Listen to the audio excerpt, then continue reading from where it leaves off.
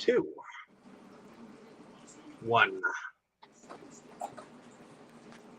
Hello, ladies and gentlemen, and welcome back to another exciting film journey here on Delusions of Grandeur. I am one of your hosts, but today I am hosting, as this is my choice. It is for 2018's Steven Spielberg's directed film of Ready Player One, which is based on a novel from 2011.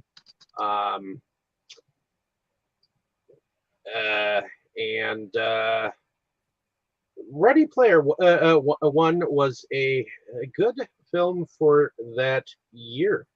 So let me see what IMDb says about the film. What year? It was 2018. Which is relatively recent. When the creator of a virtual reality called The Oasis dies, he makes a posthumous challenge to all Oasis users to find his Easter egg, which will give the finder his fortune and control of his world. And that basically sums it up. So let's go into first impressions of this movie before we go into like who stars and all that jazz. So was this a first time watch for you, Boris? Let's start with you. Yes, it was the first time, and I have to say I enjoyed this movie quite a bit. Actually, it touches upon a subject that I may not have been mentioning much in our discussions, but that has, let's say, some sort of philosophical meaning to me. Like, before I even knew this movie existed, I didn't know about it until you brought it up. I have been dwelling on some, let's put it that way, existential questions of sort, and for quite a while I have been thinking of how it would actually be good for something like what we see in this movie as the so-called oasis to exist in this world, like something that would erase the line between virtual and real, that would make the concept of virtual just as good as the concept of real, and basically make this reality that's so much hindering and limiting comparing to human imagination, that would lose its significance and make imagination by no means that would make imagination no longer by any means inferior to this reality. This is something I have personally for a long time have been thinking about it. I even wrote a short book about it, that this is something humanity as a whole should be striving for, and personally it kind of disappoints me that people put their time and effort into a lot of bullshit instead of cooperating on bringing something like this into existence. So when I heard this movie was about something like that, I got genuinely intrigued. And the movie was really exciting and had, okay, maybe it was a little bit long for my tastes, but it wasn't boring for a single moment, which is very good. Although I do have to say I somewhat disliked the message at the end, precisely because of everything I have just said. I think since this reality gives itself the right to limit how much of our imagination we can make come true, in my personal opinion, that means this reality deserves to be overthrown and lose all its power over any conscious and sentient individual. And basically become by no means better than imagination. So I think that's something we should be striving for, and not what they said in that movie, that reality should still be superior to imagination, because fuck that. Okay. Interesting view. Let's. Thank you. Are you finished with your first impression I think so. then? Okay. What about you, Tammy? Was this the first time watched for you? No, we we watched it before, and I remember when we were gonna watch it, I was like, wasn't that interested in it, but I ended up really liking it in the end. Um, I know we didn't get this far yet, but I really like the music in the background of it. I like the Mhm. people. I like the characters in it. I like the whole concept of everything, and it was so imaginatively done. You know, with the different areas and then and the different realities and everything. I thought it was really neat. I thought it was cool how it was put together and everything. Like I said, I really wasn't interested in it to begin with when he wanted to put it on, but then I ended up liking it. So Okay. Is that basically your first impression then? so far, Okay. What about you, Crow? Was this the first time watch for you? I thought I watched it before, and others, and some of it was um like I remember some of it, most of it I don't remember. So I think I must have seen it. For some reason, most of it felt like it was the first time I saw it, but there was parts where I knew it was. I kind of knew what was going on, what was going to happen. Um, and I don't think that was just guessing. So I'm gonna say I think I watched it before. But I really enjoyed it this time. I thought I had seen it before, and I thought I really liked it. So, um, yeah, I don't know why I remember it was so bad with it, but yeah, it was an enjoyable film. Um, So it was the, almost like the, seeing it again. the, the game reminded me somewhat of Second Life, which I used to play, uh, except more more of the action packed. Like there was action parts of Second Life. You could kill zombies, or there was a vampire game where you fight against other players and stuff. Um, using a, it was basically like a mind zap. You could zap your opponents and stuff. Um, yeah, a health bar. Someone could one shot kill you, or have to hit you a few times if they don't get a one shot. I was really good at getting one shots. Um, so kind of reminds me of Second Life, um, which the name implies, it was definitely like this Oasis thing. It's your life, it's your virtual reality, um, that you can do anything and everything. So you enter that world, and you choose your avatar. You can look the way any way you want to look, and you know, just like in the movie, it's just like that. You can have beast avatars, and you can have cartoon avatars. You can have human-like avatars, werewolf vampires. You name it. If you can imagine it or think it, you can do it in Second Life. Um, including they have some adult sections too. Um, so yeah, so definitely it reminded me a lot of that. So I enjoyed that aspect. That reminded me of a time that I had enjoyed in my life where I played Second Life. Um, it was an engaging story. Um, I mean, said I knew that he was going to meet Artemis. Like I thought they got together, but I couldn't remember that or not. Um, but I knew they'd meet. And then H, I was like, H is a girl. Like I knew H was a girl, like right away before How did you? before she even like let on that like when she said the Artemis could be a 300-pound guy, and like that was kind of a hint that just because he's a 300-pound guy in the game doesn't mean he's a 300-pound, like he's a girl in real life, So Uh, yeah, so like I said, I must have seen it before because um, unless my intuition kicked in, there wasn't much way to know except for also being a gamer, knowing that anyone can be behind the screen.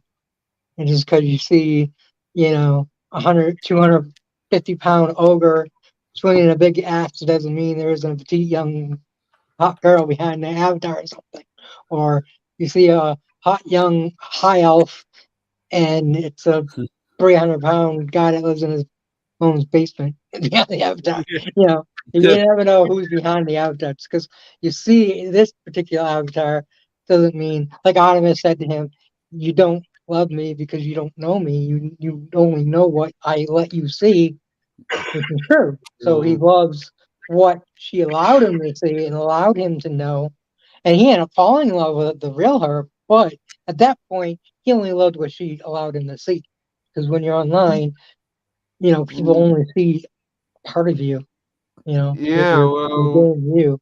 And maybe some people act exactly like they do in real life, but most don't.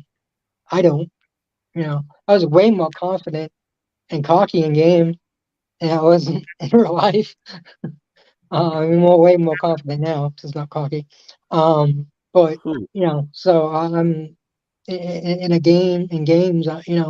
I'm a competitor, so I get cocky and stuff like that. So just uh, just another fun thing that they added to this movie that they made it realistic. Like people who play I think MMOs and, any and kind games. I think that if you're any kind of a gamer in any aspect, you're gonna love this movie if you Oh haven't seen yeah, I mean, it definitely appeals to MMOs and to Second Life and to massive games that a bunch of people play. But I mean, people who play solo player games and don't play online still have stuff in this movie that they can enjoy. I mean, it's like they you start in the video game and then like really half of the movie is really not in the video game, but the outside the video game is just as action packed and fun as inside the game. So it's really it's an action movie. It's a little bit of a comedy, and it's a romance all rolled into one with a neat little package. That's my opinion. So I'm done with my opinion. My it. impression. Okay. Not my And opinion. My impression. I remember the buzz about this movie. I did not see it in the theaters, but I do remember when I picked up the movie. It was a promotional thing that the DVD was a promotional for one of Walmart's Black Friday sales. So I ended up picking it up, and I really liked the movie once I saw it. And I think I saw it the first time with Tammy, and we both ended up liking aspects of the film. So that is my lead up into the film. What I didn't realize at the time was that it was in fact written by an author in 2011. And let's see. Now, I didn't realize It was until written after the movie was over and I saw the credits that this was a Steven Spielberg movie. Yeah. So Um, that explains why it was freaking awesome to watch because he's freaking Steven Spielberg. Anything he puts out is amazing. yeah, he produced it and wrote it, but it was from a screenplay by Zach Penn. Yeah. Ernest Cline wrote the novel, and supposedly there is a sequel in the works, Ooh. based on the second novel of Ernest Cline in his novel series, I guess. And this film stars Ty Sheridan, Olivia Cook, uh, Ben Mendelsohn, which, if you know anything about Ben Mendelsohn, he played the bad guy in Rogue One, which we Oh, discussed not Yeah, too kind far of. in the past. He played the bad guy here. Yeah, it's kind of. Did you know that when you picked this last week? Yes, I I did. thought you did it. And Partially. also, it makes sense. George Lucas, Steven Spielberg, but very close friends, and of course George Lucas, Star Wars, and Steven Spielberg. So that was another connection between the two. Plus, Also, this was futuristic. This was in the future. Like he was born a couple years later than it is now, and it was set, you know, 20 years later. So 20 or something. well, I know the film has its setting in 2045, but where No, it was later than that, dude. It was like 2040.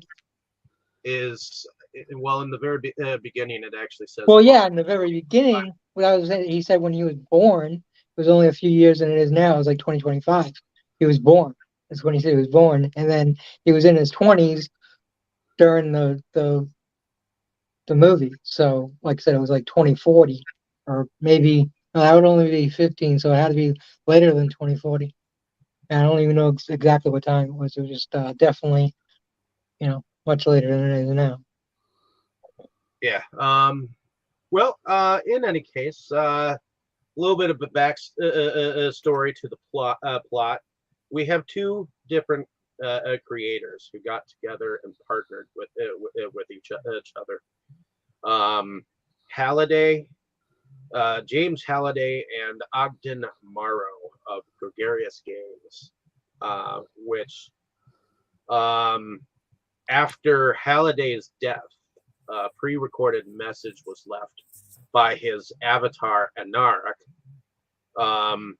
and which announces a contest granting ownership of the Oasis to the first to find the golden Easter egg that sits behind a locked gate, which can only be opened by completing 3 challenges to acquire the necessary keys. The contest has lured several gunters, or egg hunters, and piqued the interest of Nolan Soranto, who is the CEO of Inventive Online Industries, otherwise known as IOI, IOI. also known as the Empire, the evil Empire. Who seeks to control the Oasis himself by inserting intrusive online advertising. IOI dispatches an army of indentured servants and employees called Sixers to search for the egg as well. But the story kind of surrounds itself around Wade Watts, otherwise known as Parzival, who is an avid gunter, and he also seems to narrate a little bit of the story. What do you guys think about our Wade Watts character? Starting with you, Boris, what do you think about him?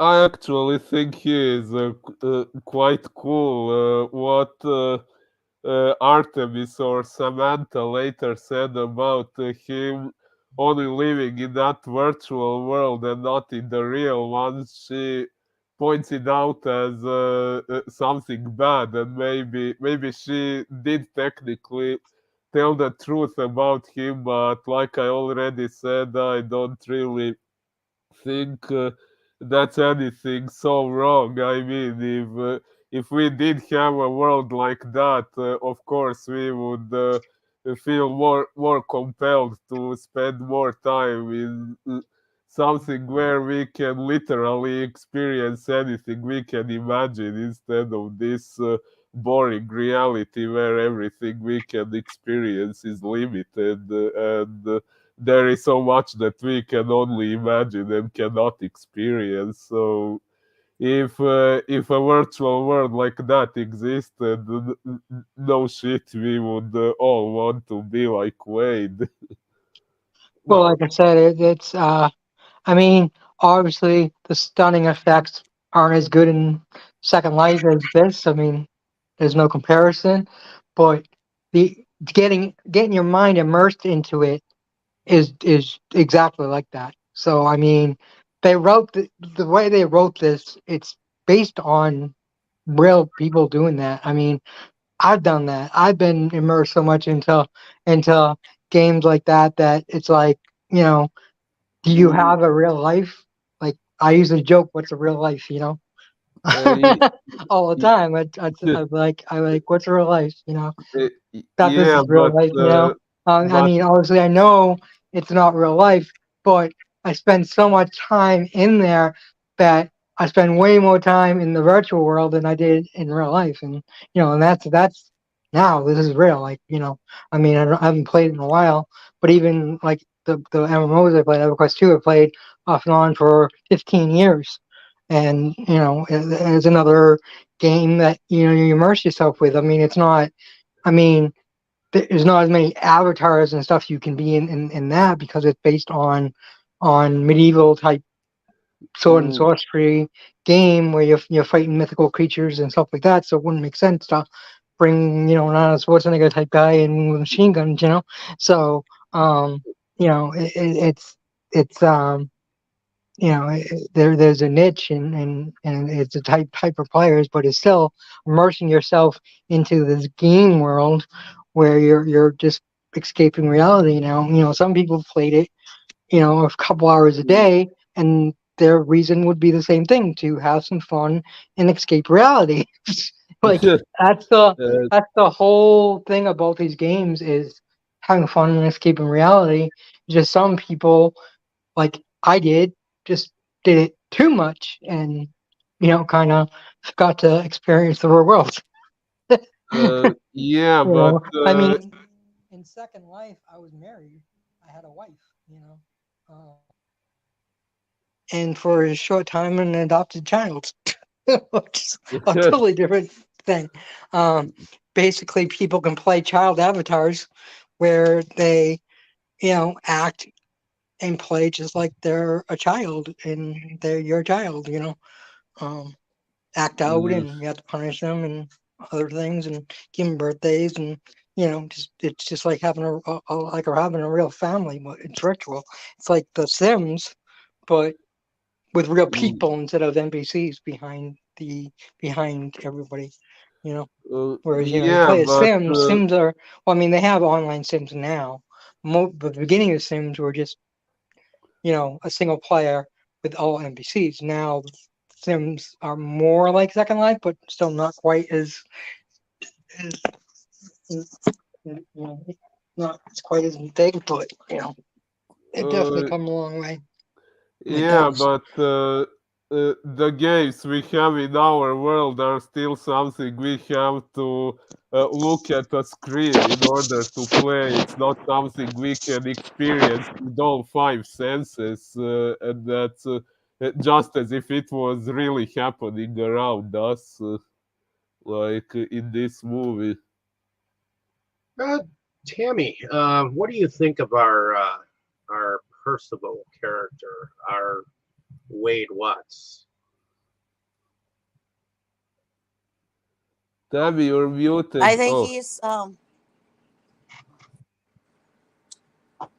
I think yes, he is totally immersing himself in this Oasis thing, but I think it's because I don't think he's very happy with like life. Exactly. So That's Oh how I yeah. he's was. So, Um, sorry, I had if to you look jump at out the because world someone tried to outside the call. Oasis, if you look at what the world outside of the Oasis, it's just like trailer park upon trailer park, like skyscrapers.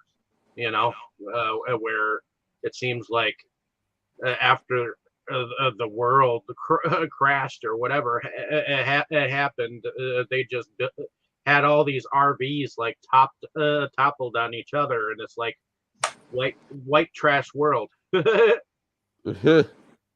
I mean I think I think he's a decent kid. You know, um, I think he's just, you know, going and doing the Oasis thing just to like get by in the world. Because, but I think in real life he is just a decent kid. You know, it's we learn that he lost his parents, right? So he's Yeah, staying with his aunt. So that can't be an easy thing. and his aunt doesn't seem to really entirely like him or around or like him Uh, present or like the fact that she's taking care of him, and kind, she has kind of. this bonehead a boyfriend that seems to want to like borrow her shit all the time and treat her bad and all that jazz. What Yeah, do you think Yeah. about yeah. that? It's a bit. I was happy when he blew up, but I was sad for the aunt. So It, yeah, it I it's a, think he's got a, I think he's smart. I think he's got a good head on his shoulders. I think he's very vulnerable when it comes to emotions, though, because nobody actually um, really shows that they care. You know, so I think when he got emotionally attached right away to Artemis, right? Yeah, yeah, Because they were having fun together. They were playing, they were both in this game together, and the only other person that he was attaching to was um, the big dude, you know, H huh? H. H, eight. yeah. Yeah, He's And your best but he's friend. not, but he's attaching to things that are not real because he doesn't seem to be able to attach to anybody that Uh, is real. um, I will definitely differ with you on that one that they're real or not real. The people behind the avatar are real, so the connections are real.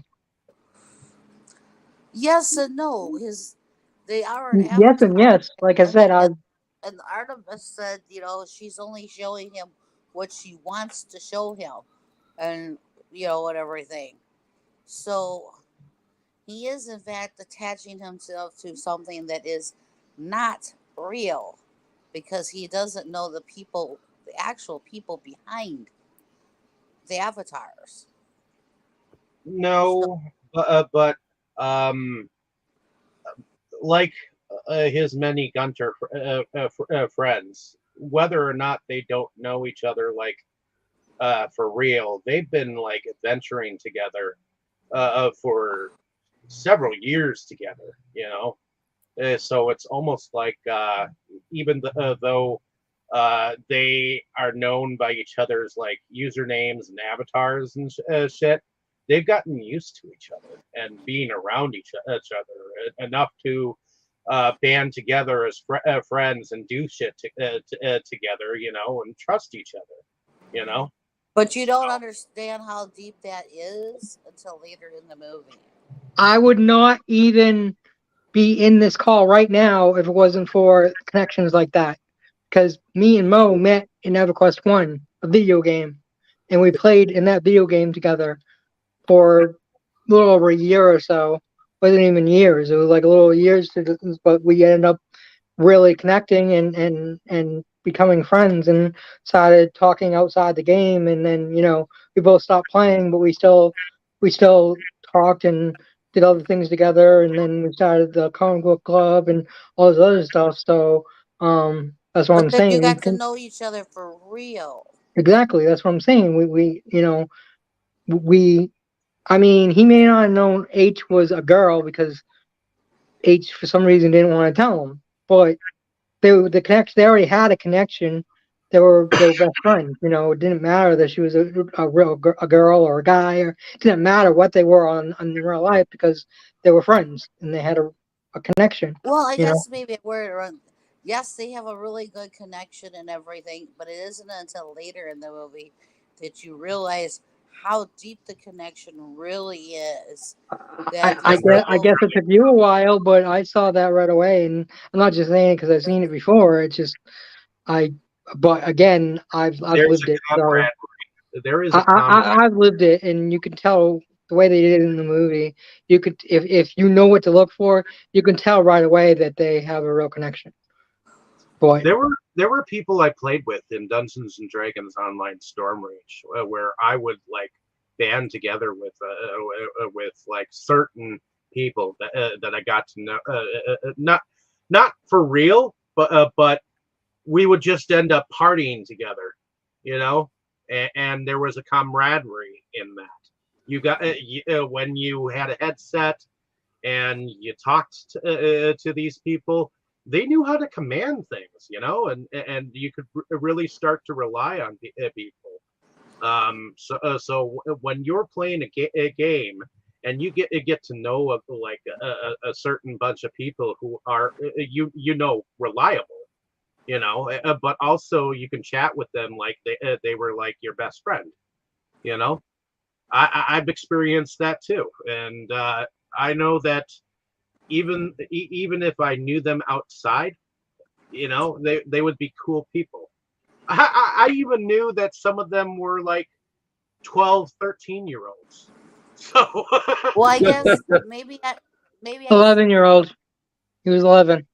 maybe I see things a little different because I've never played the games that you guys are talking Exactly. about. That's what I'm saying. You Well, don't see it. Neither does Boris. So well, I can I somewhat did see there was a connection, but I mean, it's just on one hand, yeah, in this case there was a connection, and even once Wade got to know the real age, they could still be friends. But theoretically, it is also possible in such a scenario that someone gets very emotionally attached to a virtual image of a person, and then when they get to know the real person, it turns out to be a completely different person from what they imagined. No, 100%. I've dealt with that both ways, and for instance, I consider everybody that's here as friends, but outside this here and chatting in Facebook a little bit, we don't know each other. We don't know each other, but in real life, I'm using quotation marks. You can't see it, but we don't know each other in real life. We only know each other online on this podcast and chatting on Facebook. So it's the same as the games. We built up a friendship over our mutual love for movies and stuff like that, but we never met in person. We don't know everything about each other. We know things that other ones have shared and stuff. we could go down And the you street know, and like go in somebody one of our like living rooms and like smoke a bowl or something like that. Theoretically, yeah, although I'm a pretty open person and pretty much if anyone wants to know anything about me, you know, you can ask, and I most We of know the you time have I have no we reason know you not have to. nighttime activities flying around with your hoodie. And when you're not, you're being squabbish. So I Sorry, what did you say? When I'm said not? when you're not, you're being squabbish. Yeah, I guess. Hoot hoot. but anyways, yes, I think he's a good kid. So I think he's looking to be cared for and accepted though, because he's not receiving that like at home or um, with friends outside of the game.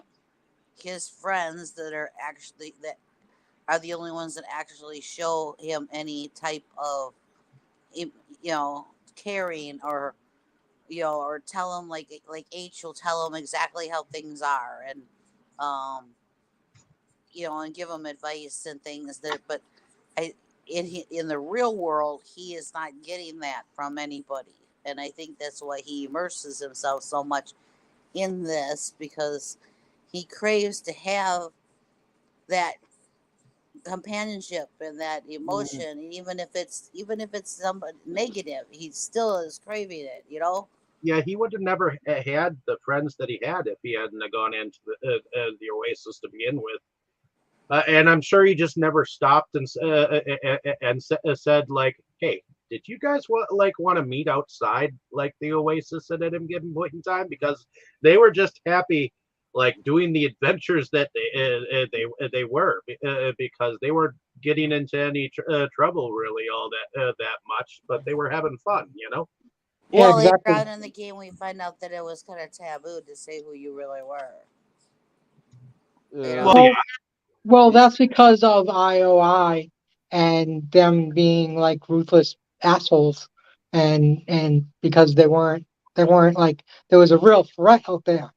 Like, you got to be careful letting out your whole identity online. So I mean, I guess it's fence with that, but that's just from a small percentage. But in this movie, it's they're a real enemy. They're a real big threat, and letting your name out there can have real life consequences of someone trying to kill you. As they already tried to kill him because he let out his name that he thought he was just talking to her. But who who was listening, and yeah. the bad guys were listening, Let's talk and about they the killed bad his aunt. His let's aunt talk and about the bad her. guys for a moment. Sorensen is an interesting character because we don't find out till like the middle of the movie that he actually was a coffee boy for Yeah, Halliday. yeah. He knows Melanie well. He worked with him. He was a coffee boy. Hey, I got him a multi-million-dollar job. Good guy. He fucking he suckered them. But I guess he must have been doing a good job, something right, because he was leading the IOI pretty good. So just goes to So show you can start out as a coffee boy and end up leading a multi-million-dollar evil empire. IOI is just basically like this grand master of these slaves and scholars. Like I said, the empire. Well, it's not much different than the Empire, but he's got a Except whole they don't blow up. They don't uh, blow up entire planets because it's team only of Earth. indentured slaves, and evidently there were these scholars of Halliday and Ogden's that you know that they teamed together and tried to figure out like what was up with where these three keys were. But You it get the is egg. our Percival that actually um, he hears.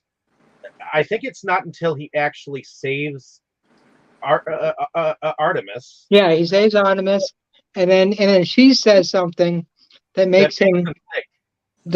She says that Faraday doesn't like rules, and so it makes him think. So he goes back to the same memory that he Yep, always looked at. because evidently Only at the end of it, as he's walking away, he hears, if only you could go back in time, like put the pedal to the metal and go as fast as you can backwards.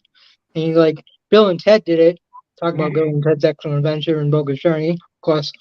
And so he's like, and he knows what he has to do. He has to go backwards the whole time, like right from the start. He goes backwards. Now I was thinking at that time I was actually wrong because I was thinking backwards, like to jump over where King Kong is. You have to go backwards for some reason. That's what I was thinking. When I started going backwards right away, I was like, oh. And then it opened up. I was like, oh, that's awesome. So, yeah, it was yeah, pretty awesome how they put him where he went the right way. He just went under all the action. So all he had to do was just drive under all of it.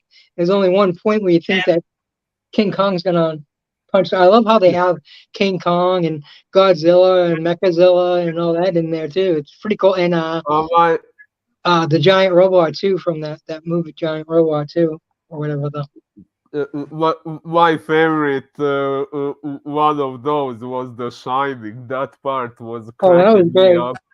As soon as Yeah, that as was soon as he picked up the ball and he started falling, I'm like, uh oh, the two girls. And I saw the girls and I'm like, yep, you want to come play with me? And I'm like, don't fall him. Don't fall him. And he Oh walked, yeah, because he had said he never saw The Shining.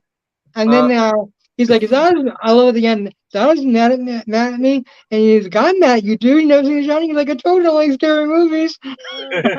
yeah, I was just kind of pissed off that they included all the iconic moments from The Shining except for the red rum Well, moment. I, They I skipped guarantee you, that. Steven Spielberg had to pay some Uko bucks for use of The Shining, because Oh, yeah.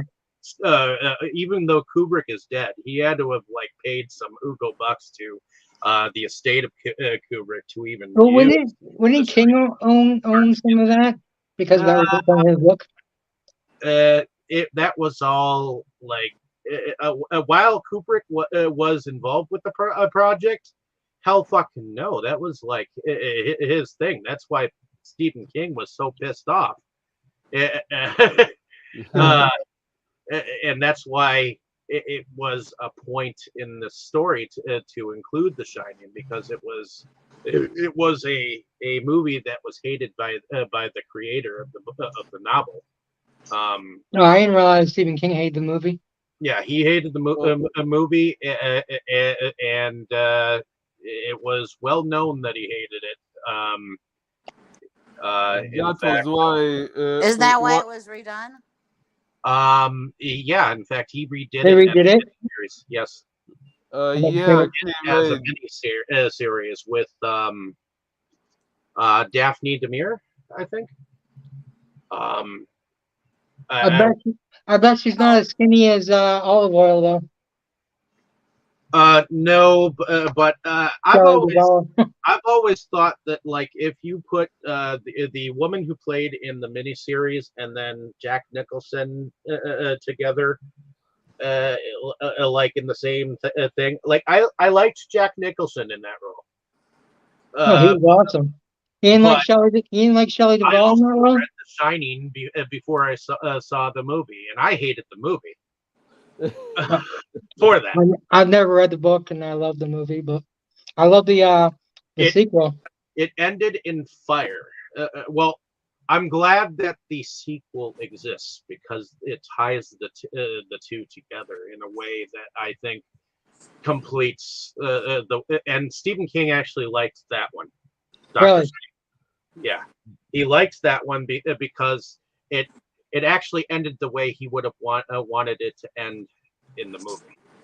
right? As Yeah, but I've Kubrick been playing. basically Kubrick was fucking with him all the way along in that movie, and there are many things that were pointed out. I think there's a documentary called Room 237 oh yeah, yeah, that we watched. Boris and I covered a little bit. That even though some of the theories in it were like kind of out there, some of them actually made sense. And one of the things that I got out of it was there were things that Kubrick would do to just piss Stephen King off in the movie. Like he changed the color of the car that was Oh yeah, and made a burning car. yeah. Uh, Like it really was a middle finger to Stephen King, wrecking the was it the red or yellow car? I think it was the red car, because it was good supposed to be a question. red car in the novel, and he made it a banana yellow car. The family was going And to. That's was neither it here nor now. Totally different movie. So we're on.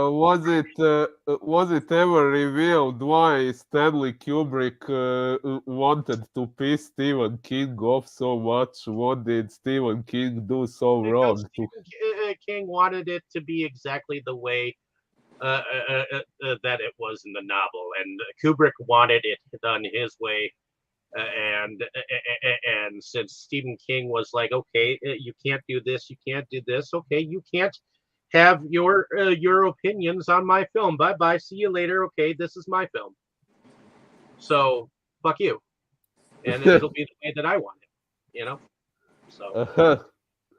And I don't care that people are are all, oh, Stanley Kubrick is like the best director. Well, oh, no, he's fucking not. Uh, Truth be told, I, as a writer, am kind of on Stephen King's side here. If someone was making movies or TV series based on my novels, I would also pretty much want to see it as close to what I wrote as possible. Plus, what he did to Shelley Duvall was like unforgivable. I mean, he traumatized her for life. I mean, Y- so, yeah. but definitely left some scars there on her. But let's get back to the movie. So we have these three keys, and the first key Percival found by following the clues that Halliday had left in his historical archive of his mind. Can you guys hear me? Awesome. Yeah. Did you hear me a minute ago? What did you say? Okay, it didn't go through. I was saying I love Stephen King. That being said, for this movie, I'm more on Stanley's side because he did phenomenal with this movie. And you may have your opinion, but me, like most people, love the fucking Shining movie. So Oh, I think it I did. liked it. I liked it I've too. never Since read the I book, and I may like the book better, as most people do. I don't know because I haven't read it. But even if I like the book better, that doesn't mean that the movie should be the same. Movies aren't usually like the book, and lots of times people want them to be, but they usually aren't. That's just the way it goes. Is it doesn't happen that way. Lord of the Rings is an exception, and there's a few exceptions, but for the most part, there is only exceptions. Most of the time, the movies are not like the book, and most of the time, people like books better than the movies. But For a you know, time, movies just give you like you are with Star a Wars. visual way to watch the movies, and and from the director's point of view, or how he saw the movie in his head when he read the book. When you read a book, you see it in your head, and that's how he saw it, and everyone loved his vision of it. So for that movie, he was an awesome director. Is he the best director? No, that's George Lucas. But that's not the point. Well, what I was gonna say about all this is I did like the remake a lot though because I like Rebecca De Mornay and she was in the remake. That's what I was trying to say. Well, I really like Shelley Duvall. I mean, maybe it's because my love for Popeye and she was all oil. That's why I made that reference. Um, but I like Shelley Duvall. I think was great in that role. I have no idea what the director did to her. I had never heard, so I had no idea. The kid was good too. But I think But that but what the one who played the adult version of the kid is one of my, is an awesome actor. I loved him in X-Men and stuff and other movies I've seen him in. He's great. So I was really glad to see him in the sequel. Well, that was in the sequel, not the. I never saw the remake, so I don't know. I think if they would have put Rebecca and Nicholson together in the movie, it would have been cool. Like what he said. I mean, Hmm. yeah, I agree. I mean, I don't know. I never saw that TV show, so I don't know how well the guy did. But he's not Jack Nicholson. So I can imagine that he couldn't have done as good as Jack Nicholson because he wasn't Jack Nicholson. Jack Nicholson is one of those actors that, he's one of a kind. You can't get much better. There's certain actors that you just can't get better than them. I mean, just like the guy who played Freddy Krueger in the Nightmare on Elm Street movie. I liked him, but he's not. He's no. He's not. He's not Freddy Krueger. He's not the real one. He's not Not Robert Robert Englund. England, no. Only Robert Englund can play Freddy because Robert Englund is Freddy. Like he brought that character to life. And the other guy did good. He did well. He did well more than an average actor would do. He was, did a great job. But unfortunately, and why most people say they don't even like it is because they just can't get their heads around anybody but Robert Englund in that role. And Just I like can. there's only one Captain Jack Sparrow. Although I do say that what's his name would play a great Jack Sparrow, but I would like to see him play his cousin. Why do I always forget his fucking name? The one who's in Get Him to the Greek.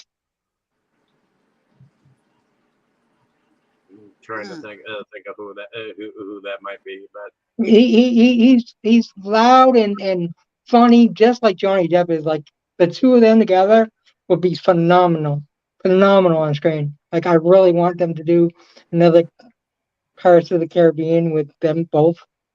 That would be just awesome. Well, Russell oh, Brand. Like he could play his cousin or brother or something, whatever. I think cousin would be perfect. And like because Johnny Depp, he had a falling out with Disney because of all the whole thing. But I wish he would come back, just do one movie, just to pass the torch over. Not that I want him to leave, but I know he doesn't really want to do anymore. But if he just does one more to pass the torch over, I think that movie would be awesome. And Russell Brand would be one person that could. I mean, he wouldn't be Jack Sparrow. He'd be like John Sparrow, whatever. He'd be a cousin, So it wouldn't be the same character, but he'd be a character like Jack Sparrow. We could all get behind him and enjoy watching. So as much well, there was a character that played young Jack Sparrow that I thought played a great young Jack Sparrow that ended up going into some independent films that I know of after that role. And I wouldn't mind like a precursor to like how Jack Sparrow came to be, But other than that, let's get back to this movie. We keep going off off the rails here. So that never happened. The first key is found by Percival, and of course, it is noticed by IOI and their board of trustees or whatever, and he's like telling them, "Hey, it's only just one key. Don't worry about it." And there is a character that that he does bring on board by the name of IROC, who is voiced by Seth Rogen. And he's an interesting character because his whole fucking chest is a skull. Oh yeah. Yeah, I like the look of him. The look He was a of cool him is character. like cool. Even though he's a bad guy and I didn't want to root for him, he was a cool character. It was hilarious when he got his arm cut off. He's like, no. And of course, when he finds out the other guy really wants to blow up the world, he's like, what? I didn't sign up for that. Like, hell no. And at that point, he's kind of helping the good guys because he wasn't really a bad guy. He was just a hired gun. He was like a bounty hunter. When he realized that the dude wants to blow up his world too, he's like, whoa, wait a minute here. I've spent many years in this world. Yeah, I'm all for killing people. I'm all for killing people and doing things to be hired for. But when it kind of reminds you of Boba Fett. Ever read the EU books? Boba Fett does something similar in the Star Wars, but we won't go into that. We don't want to go off topic. Yeah. So after getting the key and talking to Halloran's other avatar dude, he also gets a clue, and so does everyone else after him, because evidently well, not everybody is friends. Well, Artemis watched because they weren't quite. He saved her. They had a moment. They weren't quite friends yet. But she watched him and she figured out what he was doing. So she was next to get the key, and then he told his best friend to promise not to say anything because he told his other friend who told his best friend. So they all knew. So they all got the keys. And then I'm sure other people must have figured it out at that point. I love how he's showing off all of H's collective stuff that he's collected. And he's like, dude, I collected those. Those are mine. Like he's trying to protect all of his secrets, from her. Well, he's trying to. Well, at that point, is another clue that H is a girl. she kind of seems a little jealous when she's like saying, you don't know, she's a 300-pound dude in the basement. Like the way she's saying it is like, oh, we have that connection too, and just like definitely jealousy there. Maybe not romantic jealousy. Maybe we're just friends. Because never like you don't I also really. think that She H never doesn't said want that showed that she might be romantically interested in him. She might have been, but she was definitely jealous either way. She was definitely jealous in that moment. You could tell. Um, Mm. he was trying to use her stuff to impress Artemis, and of course, and H didn't like that at all. And like I said, I don't think it was much because of the stuff. It was more of because of jealousy. Yeah, I don't think that H really wanted to lose him as a friend, and the more he was going to Yeah, be I don't think it was a romantic thing either. But yeah, the more they wouldn't be hanging out or something of that nature. But yeah, they all get the clues, and they start to realize that the clue has something to do with a possible dance or first meeting of this evidently there was a woman that was in both Ogden and Halliday's life by the name of Kara, I believe. Mm. And evidently before she had married Ogden, he had actually had a date with the girl years before that, and yeah, years before, he had and this. he fell in love with her, and he it's funny when they finally figured out, when she figured out that it wasn't, they didn't literally mean jump. I was like, well, time they figured that out. Like I knew right at the moment. Usually a leap of faith or things like that is never meant literally, never. So it was like, well, time somebody figured it out. It made sense. The girl figured it out, because And it just so but happens that there's a ballroom that's nearby that's yeah, I love how they all get kicked out, and Artemis is the one that gets the second key, the first one to get the second key. It was cool how they did that. And of course, she told them, and our main character was second to get it, but um, it's just cool that it was just cool that he didn't get all the keys first. He got the first and third, and got the egg, but she got the second one, and because they were good friends, she told him, and he got the next. But I just thought it was cool. They could have had maybe H get one of the third one, and then then he gets the third, and then because he had the first. But no, I guess they couldn't have done that because yeah, whoever gets the third one would have gotten the egg. So I guess they couldn't have done that. But still, it was cool that they did that. They made it a little more interesting that they had a different, and made her a very smart character as well as a pretty girl. I mean that birthmark she had was like, it just kind of looked like a tattoo to me. You know, um, it kind of enhanced her face. If anything, I didn't think it made her look ugly at all. I thought she was a very pretty girl, and she was I started very, noticing very Olivia intelligent. as an actress when she played in Bates Motel, the series. I never Uh, saw them. Ooh.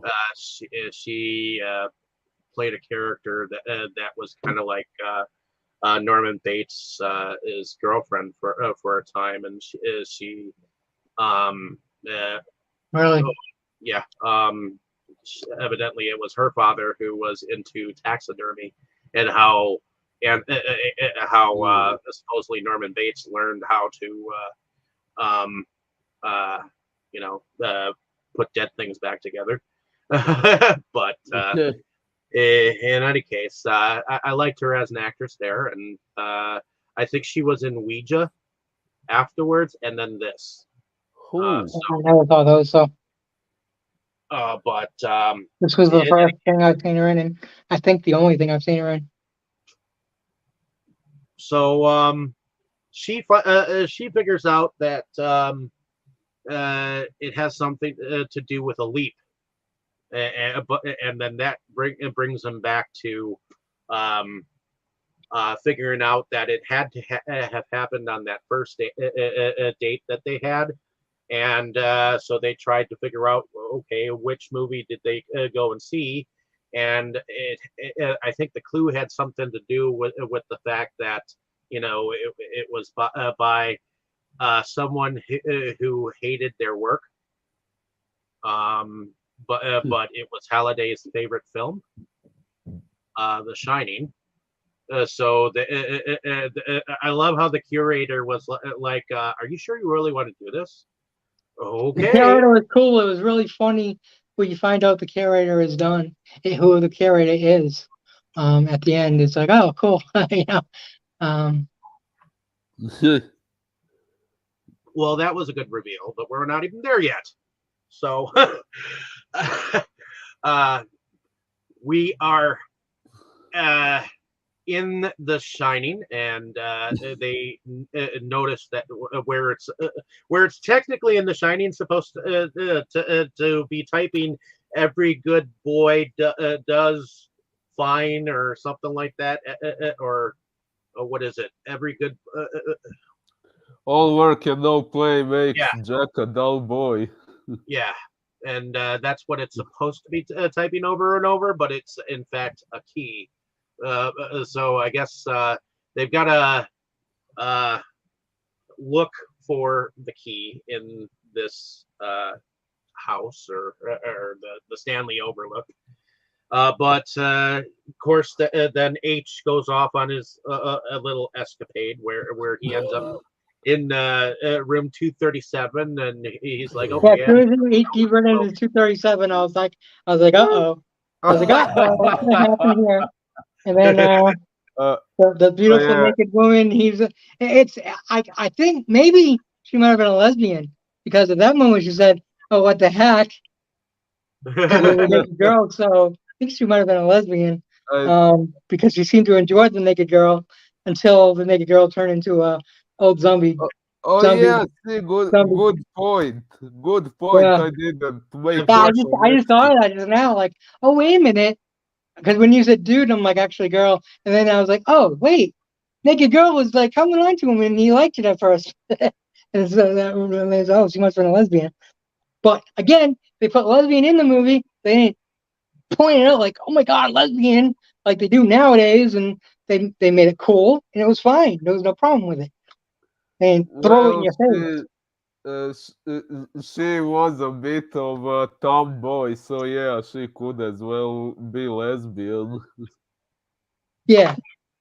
Well, that doesn't mean anything. I mean, my sister was a tomboy and she's straight.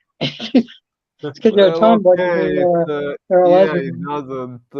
it doesn't have to mean that, but It sometimes it doesn't. can. It's the lesbians can be anything. I mean, a very very girly girl can be a lesbian. Lesbians Mm, aren't just lumberjack women. Well, in any case, somehow H gets sucked into the another section of the Shining movie where I believe he ends up Yeah, or he he's in the ends up, tunnels where Jack was chasing his wife and his son in the tunnel in the snow tunnels. yeah. But the zombie ended up becoming a giant zombie and was like trying to jump the maze while Jack was chasing her inside and or chasing him or whatever you want to say. Yeah, it was really interesting the way they did that. definitely, like I said, I just really bummed out they forgot to include the red drum reference. Like skipping that is It blasphemy. probably would have cost him way more money to do that. Just that reference alone would have cost him. Well, it just so happens that they're looking for Kara, and H mentions that he remembers seeing her in a picture. And so they go back to the picture, and then they start hearing music from the ballroom, and of course, there's all these dead people dancing in the ballroom, and they notice that Kira is in there somewhere, and um, it's Artemis who goes and starts to jump on the characters and takes that leap, and she gets the second key, and I believe everyone else kind of follows her, and of course IOI is pissed off that they have gotten they're ahead of them, and you know Sorensen actually sends this black-haired girl after. No, I thought they were gonna have her like try to show up and say that she was Artemis and like try to be like a girlfriend type thing, and like that would have been an interesting twist. Like she was saying that like she had showed up and said I'm Artemis because obviously he doesn't know what she looks like in real life, and like try to play like that side of it, like be a girlfriend, but really undermining him and shit. That's what I thought they were gonna do, but no, they were just gonna start trying to kill him, which was cool too. But Well, once she gets on the case, she finds out one of Artemis's bodyguards, because she in real life is actually part of this like rebellion that's kind of against the IOI, partially because of the way that her father was treated and killed and stuff on the inside of that indentured service shit. Servant shit. So yeah, she's got her own reasons why she's kind of against the company, and has her own like crew of people like behind her in her corner on this, and so it's kind of interesting that she's kind of like the leader of this rebellion in real life, and she's just so that young, so but in any case, they get that second key, and then of course they get found out because that security chick went in and found that tattooed guy and followed them to their hideout, and she lets Percival escape and holds them off, and she gets caught. They take her to the indentured servant area where they're just like farming their people out to figure out this game thing, and then rotating them to be respawned in these virtual reality, like virtual boy suits that they seem to send them off into the world to set these detonated charges, so that I think they're kind of preparing for like for the storming of their castle or whatever, So no, that's when they blew up they put the set charges when they blew up the aunt and douchebag boyfriend. yeah, basically. But like the douchebag boyfriend deserved it, but well, they also killed other people too, because they killed the trailer. Those trailers were on top of other trailers, so they took down the whole fucking tower. So they just kill those two people. They killed everybody that was in that section. yeah, because they thought that they had because when they were in the ballroom, Wade made the mistake of saying his actual name, and that was at the club. Yep, that was at the club. Because he says he loves her, and then he says his real name. And she's like, "Are you crazy? You can't say your real name." And because you never know. And she was right, because they were listening. And the second he said that, they got. And they also, while they were listening, he mentioned that he had the suit on because of that whole sexual moment. He was like, "Yeah, I definitely felt that." Yeah, that was really cool. He was really getting turned on. I loved it when she kicks him, and he goes flying backwards on his chair. Yeah. Yeah. So knowing his first name and knowing that he has this X1 suit, they figure out that it's Wade Watts. Who she kicks him, and then 5 minutes later, she saves his life. Well, and the reason why he got that suit was because he had actually gotten money in his account after getting that first key. Because every time you do something in the game, you gain points or coins or experience. Now, feeling the girl touching him, certainly a plus and awesome. But feeling getting punched and kicked and shot and stabbed, that's really not so great. Because No, he's feeling all especially that for stuff too. Sorensen later. Yeah, he was feeling all that stuff too. So yeah, it's pretty cool. Um, they have. I'm surprised if they don't have something like that now, because they definitely have things that are like it in real life. I won't go into detail I about, but remember them having like a wrist thing for like Nintendo like years back, and I know for a while Virtual Boy was like supposedly supposed to be like the newest technology out there, but then it went into like that beast that the headset that you get with the PS systems these oh, the days. virtual reality. Yeah, the virtual reality stuff, the VR stuff. Those are what the closest that you can come to that, Yeah, I'm surprised they don't have a VR suit yet. right? I wouldn't mind a VR suit. That would be Well, cool. I'm sure they have the technology.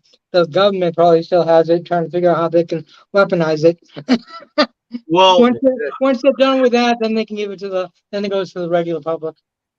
you know that the guy who played Gollum in Lord of the Rings wore a suit Oh yeah, to play Gollum.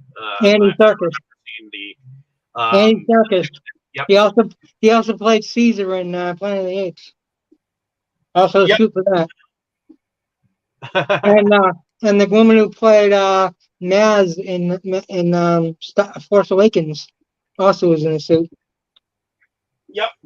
Hmm. So we know that they have like computerized suits that can. Yeah, those are for movement, on screen. Yeah, but But it's kind of yeah, what I'm sure. I'm sure with the technology they have these days, it's not that much different than having to be able to feel things. I mean, virtual reality already can trick your mind into making you think you feel things. So, I just imagine it would be like a suit that would be similar to like that or like that yeah, of that's exactly. I mean, the suit that they had in the movie looks exactly like what I would picture the or suit like would the look like. suit that the woman has in the recent Invisible Woman or the Invisible Man, uh, the remake. The new movie, the remake, yeah, something similar to that. Yeah, But Visible Man. that being said, we kind of are led to the fact that Percival ends up meeting up with his friends from the Oasis in real life once he escapes. And they hatch a plan Yeah, to. he meets him first, and yeah, that's when he They realized H is a girl. they hatch a plan to go in and get Artemis, whose name is Sam in real life, or Samantha, and Yeah. Yeah, Sam. And she says Samantha. Well, I think everybody else can call her Sam, but she wanted him to call her Samantha. But like, she's kind of a tomboy too, but since she had feelings for him, she wanted to be a girl with him. but anyways, so they do in fact hijack Sorensen into thinking that he is in fact just showing up in his actual chair where they just have changed his reality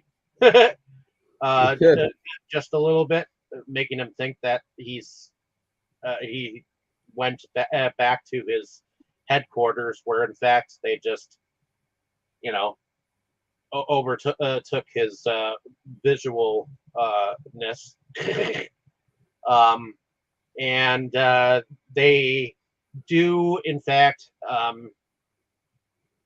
take and tell Artemis how to like get out of her handcuffs and her helmet that she's in fact in, and she sticks around because evidently there is an orb of os.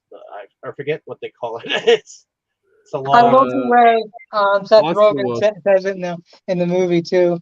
The way he just keeps saying it like it's this awesome magical item, and it is an awesome magical item. It's really cool the way he says it. Yeah, the bad guy, of course, like stop saying that. You know, he's like the orb of I can't think of the name either, but Well, it was really cool. it's a ninth It was- level magical thing that turns into like this force field that goes around the whole place, and around the where the third key is, basically leaving anybody that's not IOI out of being able to try for the third key. You know, Correct. so yeah, so they're cheating basically. You know, yep, and all the scholars I, are. I love when they break through, and because Seth Rogen goes, "Oh, this will last about 1,000,000 years. I think we're good," and then they break through like right after. Yeah, The whole army comes in. That army was nice. That was that was pretty badass. That because while he got so popular for finding the first key, it's funny that that everyone seemed to like him when he got the first key. Where I would think that a lot of people would be mad that he got the first key, not them.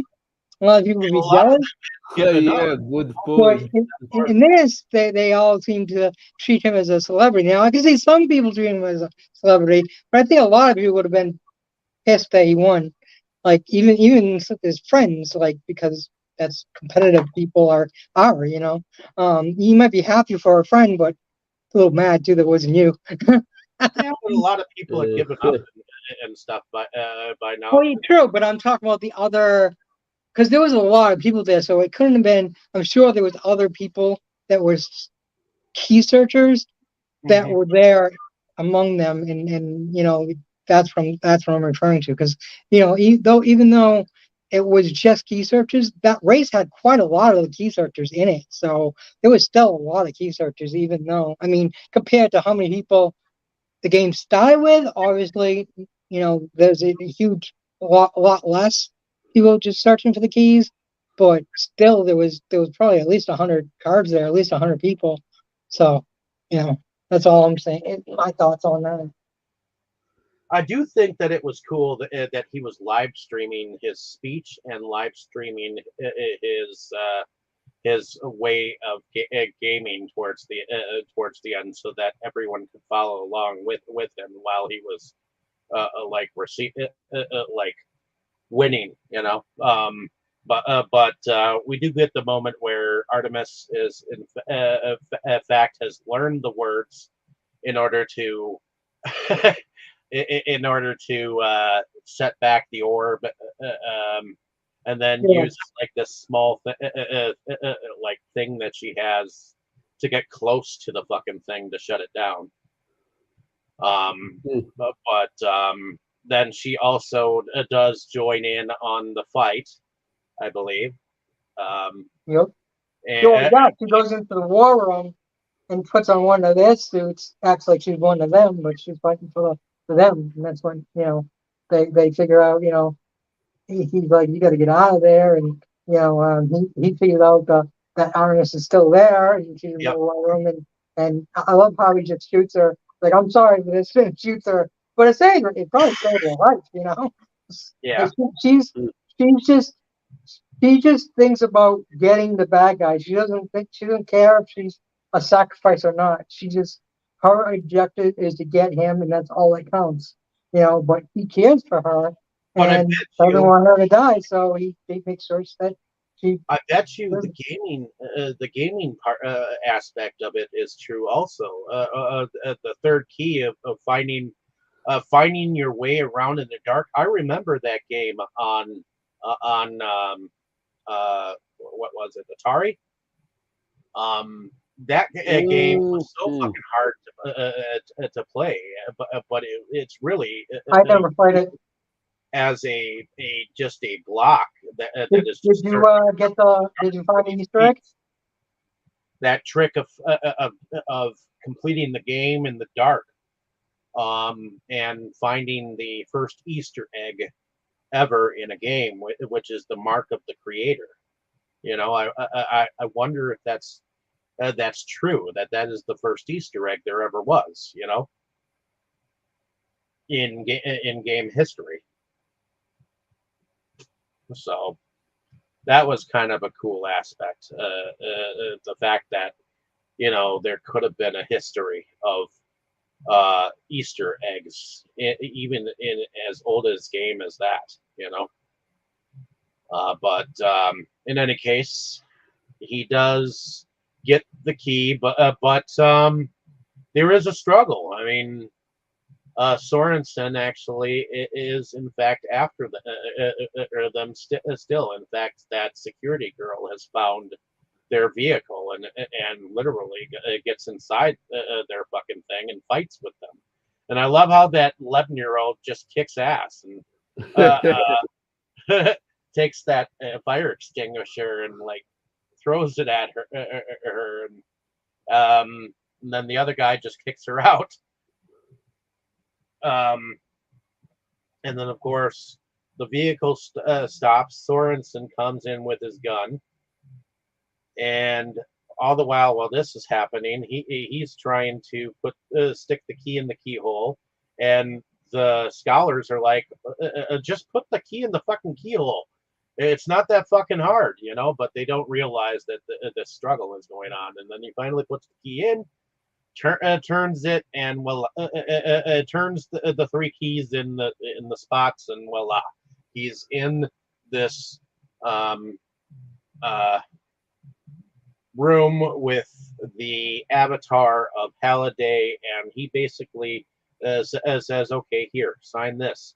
It's yours." And then he's about to, but he's like, "Wait a minute, no, this is wrong." This is one of the biggest mistakes that Halliday ever remembers, is signing a contract with the gaming company. So no, I don't think I'll sign it. Wait a minute, that might have been just the test. And he was like, and the avatar was like, "I was just testing." So that's when Halliday reveals himself, and that's when things get like a little bit more real, because he realizes, hey, you're not a hologram, are you? You're not an avatar. And he's basically telling him without saying to him that, you know, Halliday is dead, but, you know, he's still alive, you know, and he was just passing the torch, basically. And he wanted to do it and give it to the right person. So, he gives him the egg, and you see in his reality that his hands are glowing, and even Sorensen's got to kind of stop and wonder at it, you know, which is the power of this egg that has held, you know, many people in that world's, you know, attraction to the whole thing. But the police arrive. They arrest both the security girl and Sorensen, and that's when Ogden himself, Ogden Morrow, appears, and he basically says, "Hey, yeah, I was." Oh, that's right. He actually bet like that Kara was only mentioned once earlier in the historical memories. The curator, that she was only mentioned once, and it in fact ended up being true. So he was given a quarter, and it just so happens on the other side of that quarter, it was an extra life. an extra life, which he ended up using to be able to He's come like, back. "Wait, how am I still here?" And then he realized, extra life. Oh, sweet. So, yeah. So Ogden reveals that he was in fact the curator all along, and Ogden also gets the message that Halliday just never wanted to lose him as a friend, and I don't think he ever did over any of this. So he just wanted him to be reassured, in the end that he just wanted him to be okay with everything, and the way he left things. So I guess in the end we get him actually Percival actually gets signed on as the owner to the Oasis, and he gets to sign Ogden on as an advisor for 25 cents, which is kind of cool. And we pretty much get the end here. Yeah, So- well, he insisted that his pay would be 25 cents. So it's not like they were being cheap. And yeah, so that's pretty much it for the movie. But why don't we go into production? And what Well, did you all you think kind of about put out one moment real quick I just want to mention I thought was important is he says he's not going to be like the creator, and he shuts the door and he kisses the girl. Takes And the of lead. course she liked it and she kissed him back. And of course they got interrupted and then they got interrupted again. And they kept getting interrupted, but yeah. Okay, so production. Let's go over to you, Boris. We haven't heard from you in a little bit. Oh, yeah, sorry. Sometimes there are multiple of us talking. Sometimes I struggle to get a moment to speak without interrupting anyone. Interrupt, you won't get your word in the way it's always said in this podcast. Sorry, what did When I first joined. sorry, what did you say? I said I was told by Dave when I first joined that if you don't interrupt, you're not going to get a word in sometimes. Yep, and That was that's more what true I on would the other say. show. If you want to get a word in, interrupt, and interrupt good. Okay, fair If enough. you noticed anytime I've interrupted, I make sure I say it several times. Yeah. So the production was definitely great. All the effects in the virtual world and how they made it well. Okay, maybe not quite exactly the way it would be in the real world, but all the 3D stuff and everything, it was really well done. And especially the part with the Shining, that's the part that impressed me the most, like how they managed to create the hotel so much like the way it was in the actual Shining, and even the characters looked practically identical to those from the movie, like the lady in the bathtub and the twins and everything. Like it all looked so much like the real Shining, as if they got the actual actors from that movie, which is impossible because that movie is from more than 30 years ago. But yeah, that part definitely impressed me in terms of production. Well, everything was amazingly done, but that part was probably the one that impressed me personally the most. Okay. What about you, Tammy?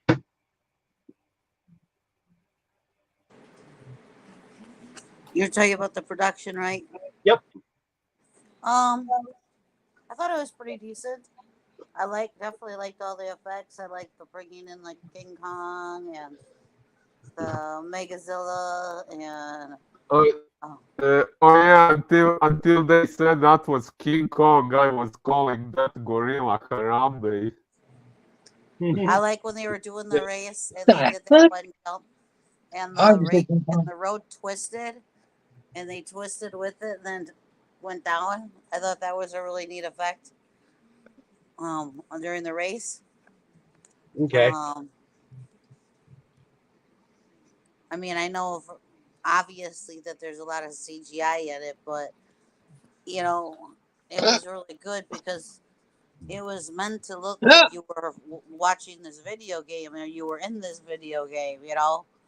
Mm-hmm. So Yeah.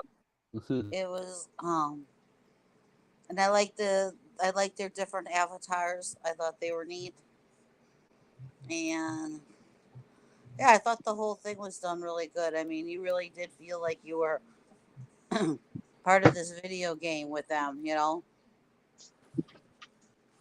So Definitely. Yeah. Is that pretty much it then for you? yep. Okay. But what about you, Crow?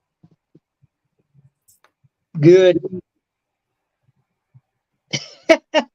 Is that it? I'm We sorry, Crow. lost Forrest. The eye self. No, I'm just yeah, like I said, like I had already previously said, the King Kong, the Godzilla, the Mechazilla, yeah, all that was pretty awesome. Like Boris said, the Shining parts was pretty awesome. I mean, it's Steven Spielberg. I mean, of course, the whole thing's gonna be awesome, and it was. You know, it's certain things you expect from certain people or productions.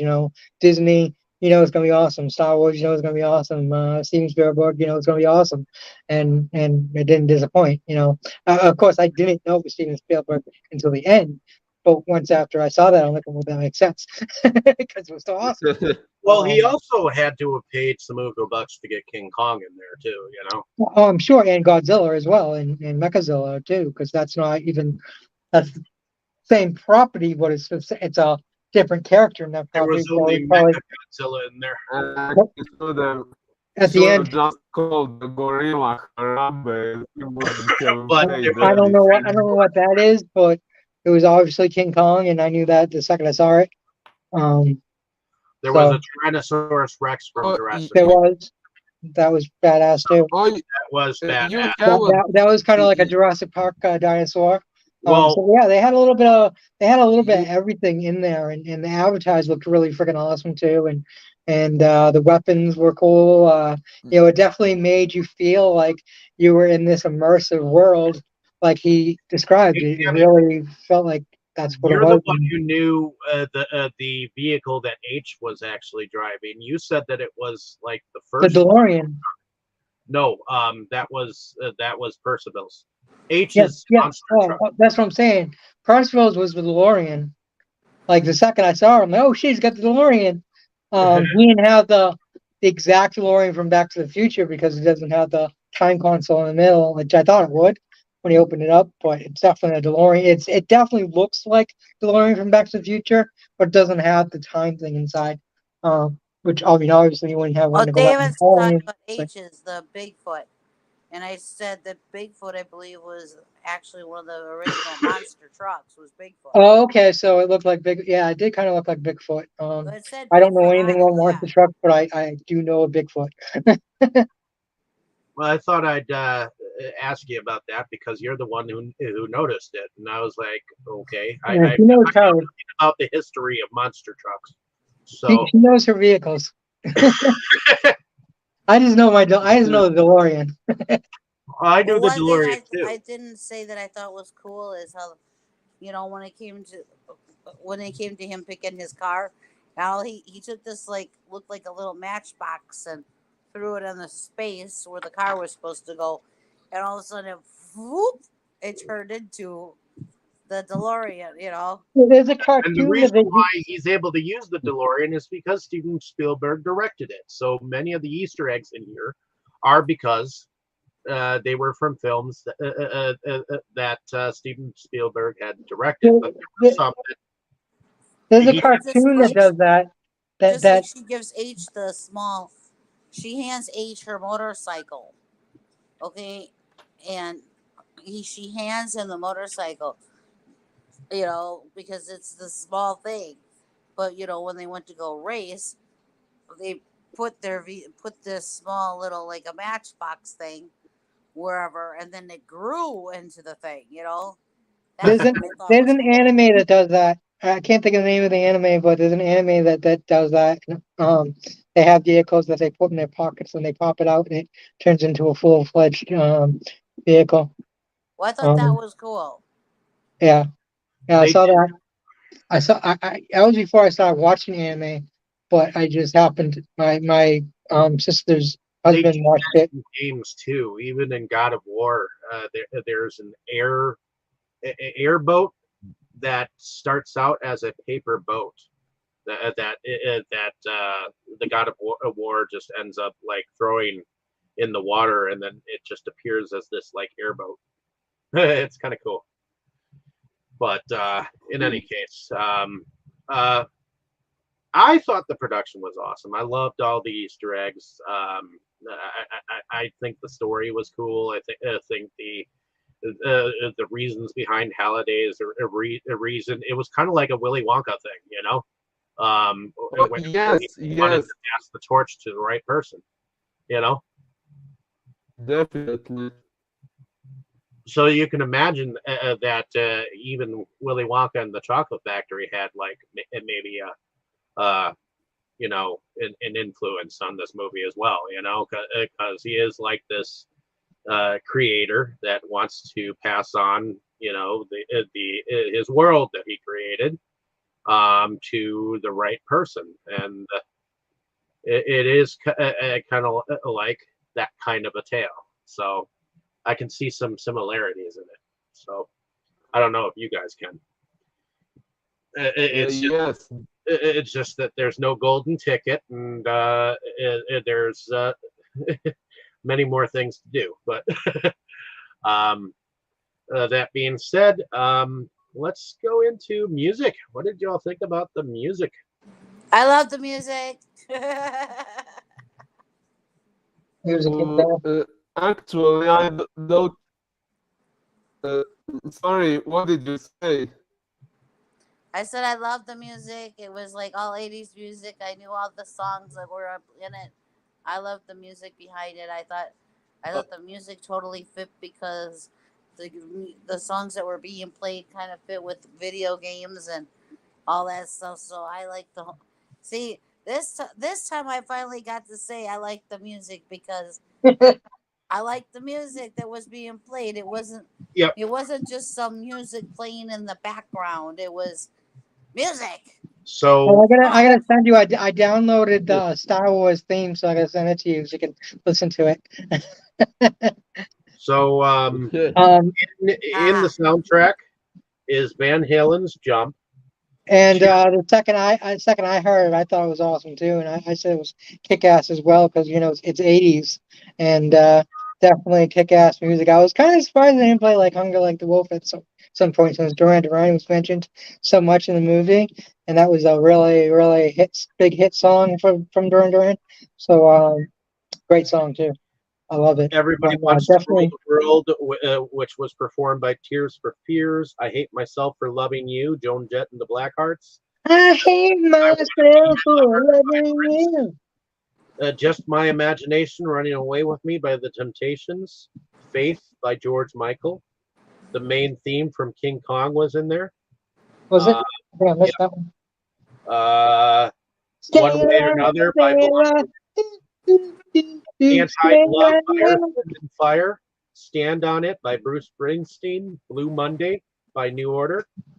Staying Alive by the Bee Gees. The DeLorean reveal from Back to the Future was in there. Oh, was it? Yeah. I missed that too. The Makes sense. main title for The Shining was in there. Adagio music for Spring. I guess something that was Definitely performed. a kick-ass soundtrack. Yeah.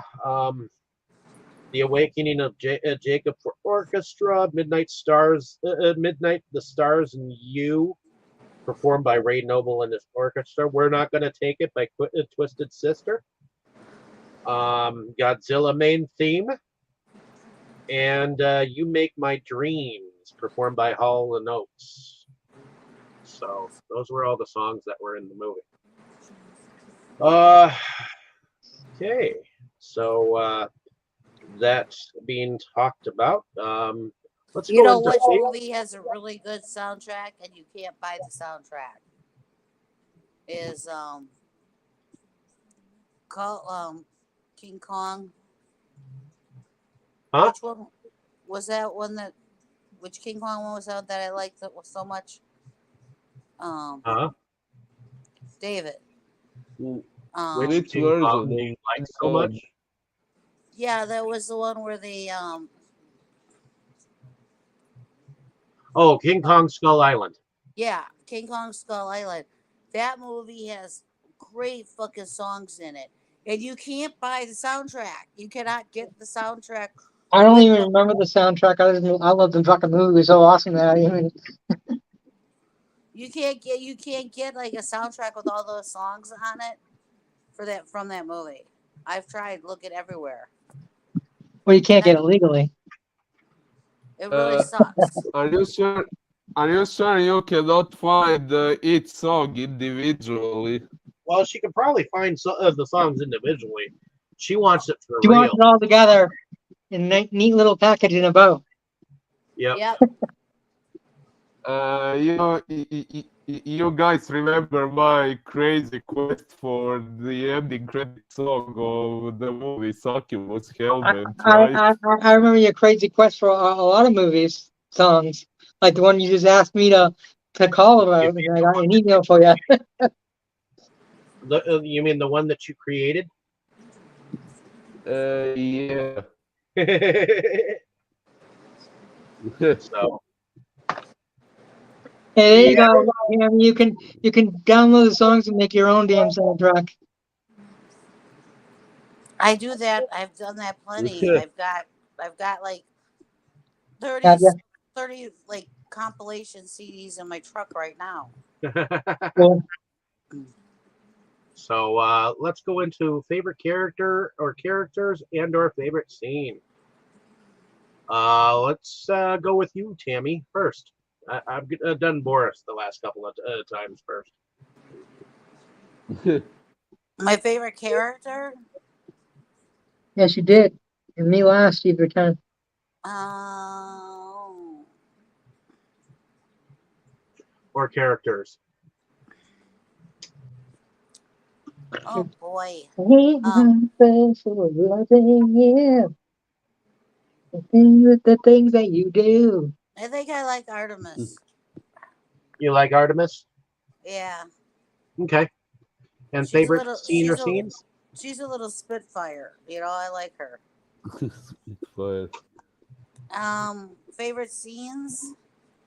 Well, I definitely like the one I said something about where they're going down, where they're racing, and the damn racetrack is up in the air and it's like sideways, and you know, Yeah. and then they like just jump off of that. I was like, whoa, that's cool. Yeah. And I liked when their characters were dancing in the air. I Oh, that thought was that good. was neat. Okay. Is that it for you then? Yeah. Okay. Heading over to you, Kroll. Favorite scene or scenes or and or favorite characters? I have to go with scene wise. Definitely, I'll definitely. The Shining part was great. But my favorite, I think, is when he's driving backwards under it all. You get to see all the other cars and them being trashed, and the T Rex and Godzilla and King Kong and all of them are there and they're wrecking all the other cars. And he's just cruising under it, and he sees everything that's going on and shit. And it's so cool that you can see all the action, but he's just like cruising backwards underneath it all. I don't know. I just there was so much that happening in that scene. It was just really cool scene. Just like kind of the big fight at the end. Of course, you know, there's always a big fight in the end with action movies. That definitely are good. I mean the whole movie is just really great. But those are the scenes that probably stand out the most. Um, and, you know the whole Shining part was great. The two girls and and the room 237 and the naked zombie chick, or whatever he Okay, called it, yeah. or she The called it. whole the Um, whole movie was great imagination. Now, my favorite character, I'd say, is Artemis and Samantha. Um, as she points out, she's not exactly the same as her character, but pretty close, I think. But Mm, and uh, and of course Max. He was a great character. He was a great main character too. You really like him. There's no point in the movie where you kind of like, oh man, like they could have had him sell out, and then realize he was wrong and then turned again. But he right away he was like, nah, I know what you're about, and maybe I'll take the offer if they fire you. Like that was really cool. Like I know he wouldn't tell you the offer anyways, but just because he said that, it was really cool. So his character was a great character as well. So yeah, um, I really like both characters. I mean, all the other side characters were great as well. But yeah, they were definitely the two main characters stood out the most, and they were great. So that's my opinion. Okay, heading over to you, Boris. mm, Favorite characters and or favorite scene or well, scenes. my favorite character would probably be Wade, because, like I said before, I really like this concept of wanting something more than this boring, mundane reality can offer, and that's something that was very much prominent in this character, as far as I could see. Although I did also like Artemis or Samantha, I see she is mostly everyone's favorite character here. Uh, what I found interesting about her is that she seemed to have much of a problem with her self-esteem because of that birthmark on her face, which, in my opinion, does not even make her so ugly. Um, What I mm, said. Sorry, what? I said that's what I said. Yeah, yeah, Like uh, they were cool. indeed. And my favorite scene, well, probably the one with The Shining, as I have already mentioned, and I've already praised that one quite a lot. But yeah, that's probably my favorite scene. I had the best laughter with that scene, although I did also like various Pudao scenes, as I like to call them, with cars and buildings exploding and stuff like that. That's always fun to watch in movies. Is that pretty much it then? I think so. Okay. As far as favorite characters go, I do like Percival and I do like Artemis, but I got a kick out of Ogden as the curator because he would have some Mm. offhand comments from time to time. Um, and once we found out that he was the curator, I was like, hey, that's pretty cool, you know.